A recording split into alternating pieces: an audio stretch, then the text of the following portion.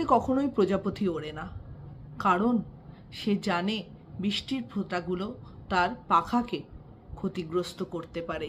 অনেক সময় না প্রজাপতিদের মতনই ভাবা উচিত। বিশেষ করে আমাদের জীবনে যখন ঝড় আসে, ঝড়ের সময় কিন্তু নিজেদেরকে ভাবতে হয় কোন জিনিসগুলো, সেগুলোর মধ্যে প্রথমেই হলো তখন কিন্তু আমাদেরকে বিশ্রাম নেওয়া উচিত।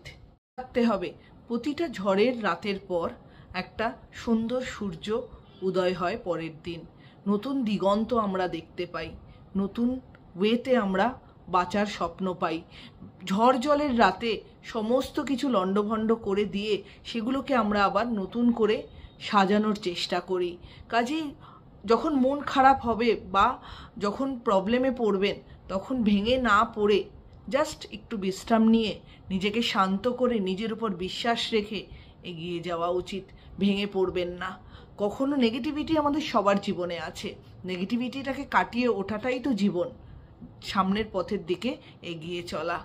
তো পজিটিভ ওয়েতে ভাবুন, নিজের প্রতি আস্থা রাখুন, বিশ্বাস রাখুন, আমরাও কিন্তু সেই জায়গাটা পৌঁছতে পারবো। এই বিশ্বাসটা আমার দ্বারা হবে এবং আমি পারবো, এই বিশ্বাসটা নিজের ওপর রাখুন। সবাই ভালো থাকবেন, সুস্থ থাকবেন।